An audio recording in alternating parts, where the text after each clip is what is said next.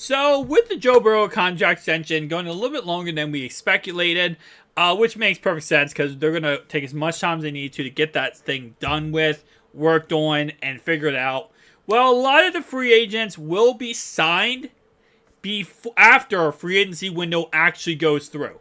So, when the 15th is when free agency technically starts, a lot of the Cincinnati Bengals players will be hitting free agency, and then the Bengals will bid on them then, rather than doing it before free agency, which a lot of teams do go ahead and do.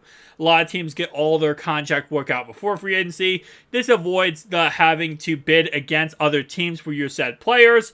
But because of the extension being worked on still, they're going to have to do that mainly because you don't know how much money you're going to have. I mean, at the end of the day, until they get this extension completed with Joe Burrow, they don't know how much money they'll have for free agency. I mean, you got to think, what if Joe Burrow, in hypothetical universe, very hypothetical, commands $60 million next year? They're going to have to work that out dependingly. Well, with that being said, here are 3 players Cincinnati could target if Hayden Hurst does not return to the Cincinnati Bengals. I do believe he will 100%, but let's say, hypothetically speaking, he does not. They're either going to have to worry about free agency or the draft to actually fix this position. Because right now, there's only one tight end on the roster, and he's not even that good. So they need to get another tight end, maybe possibly 2 tight ends to figure this out. Well, 3 tight ends they could target. Number 1 is going to be Austin Hooper. Now, Austin Hooper was the Atlanta Falcons tight end for the longest time. He did go to Cleveland, and now he is on the Tennessee Titans as of late. So as you guys can see right there, he played a total of 4 seasons with the Atlanta Falcons, 2 seasons with Cleveland, and 1 with Tennessee. Now, he will be 29 years old going into this current year, so Tom Boyd cannot scream at me that he is not 30 years old. But he's a pretty dang solid tight end. I mean, he's nothing crazy special. He's not going to light up the scoreboard, but he's going to be a very consistently good tight end. You got to think with Tennessee's system, right, they're Derrick Henry first, throw the ball at last resort. Well, he still put up 444 yards and 2 touchdowns. Cleveland was a mess with their quarterback situation. He still put up 7 touchdowns and 700 yards in 2 years for them. For the Atlanta Falcons, he was a pretty consistently solid player across the board every single season. And going to a high-powered offense like the Cincinnati Bengals could absolutely light it up for him. And you got to keep in mind, Hayden Hurst came from Atlanta, right? Hayden Hurst went from Atlanta, where he was a star tight end, then he wasn't utilized for a year, and then he went to Cincinnati, and he became this stud for Cincinnati. So this is another guy who could be, that type of role where you go from going to, Atlanta, then going to Cincinnati, and becoming a stud. Austin Hooper, the one thing I do like about him, and I don't know if it's going to say it in here. He's 6'4". Let me go ahead and move this up. He's 6'4" at 255, so he's a big body tight end, which I like a lot because what that means is he can outbox people. Now, he's not as good of a run blocker as other tight ends on, free agency, but he's going to be able to be that kind of 4th receiver behind Tyler Boyd. And if you do, for example, keep Hayden Hurst for a team-friendly contract, well, guess what? That could even work out even better then. Then you have Hayden Hurst and Austin Hooper as a 1A, 1B combo, and then maybe in the draft you take someone like Darnell Washington. Possible. Nonetheless, though, he is number 3.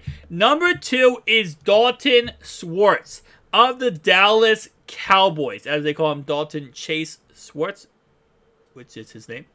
He's a former 4th-round pick in the 2018 NFL Draft, and he's played all 5 of his seasons with the Dallas Cowboys. Now, he is going to be the guy who really opens up the offense. In my opinion, Dalton Schultz, as you guys can see, 78 receptions, 57, 63, 600, 800, 500 yards. He's going to be a guy who is going to be the same equivalent level of Tyler Boyd plus better as a tight end. And adding any of these guys, even if you do keep Hayden Hurst or you don't, are an absolute god-tier option. Again, like I said, it's 1A, 1B, but he's going to open up this offense even more for you guys. And the good thing is, Austin Hooper should not cost that much at all. Dalton Schultz will cost a decent amount. He is 27 years old going into this next season, and he's going to probably, I would say, ballpark range of 5 to 6 mil a year, which for a tight end is going to cost a little bit of money, obviously. He's not going to be that bad, though. You might get him for a 4-year contract, 5 mil a year, 20 total. That's pretty okay. And I think he could be a solid option for you guys. Now, the last guy we have here, you guys follow my channel, you guys know who this probably is going to be. Mike Gesicki. 6'6", 247 pound monster offensive lineman. Tight end.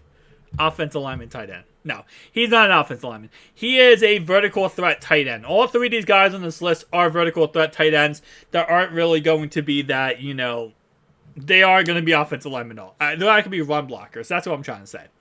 28 years old going into next season. Last season was an absolute monster for him, but it was also kind of weird because the whole Tua was out for half the season, so he didn't catch a pass for like 2.5 months, and he still finished with 336 yards and 5 touchdowns. The man's a touchdown machine. He just eats up touchdowns. And I will say all three of these guys on this list are red zone absolute beauties. Something we talked about last season was Cincinnati Bengals failing to do anything in the red zone. Something Zach Taylor brought up many times, and how they weren't as creative in the red zone. Well, guess what?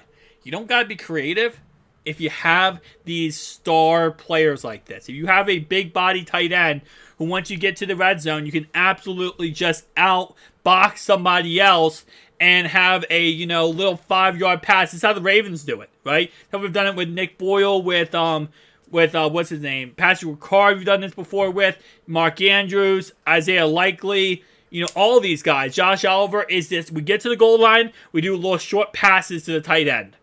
Very easy, very simple reads, and obviously you got the best quarterback in the game, so you don't have to worry about that. But this is another really good option for you guys if you guys do not go with Hayden Hurst. If you guys do bring him back, but if you don't, especially, I would say this, right? If Hayden Hurst does not return, number one is in free agency, you got to target tight end in free agency, okay? If Hayden Hurst does not return, you got to get one tight end in free agency. Then you can worry about the draft for the second tight end. Let me just bring up the draft class for you guys, because every mock I'm doing now has Michael Mayer going way, way earlier and earlier every single day. I mean, this scouting combine has absolutely blossomed Michael Mayer. And according to this one right here, Michael Mayer went to the Ravens with the 22nd overall pick. And that's not really unrealistic at all. I've seen him all the way since the 18th overall pick.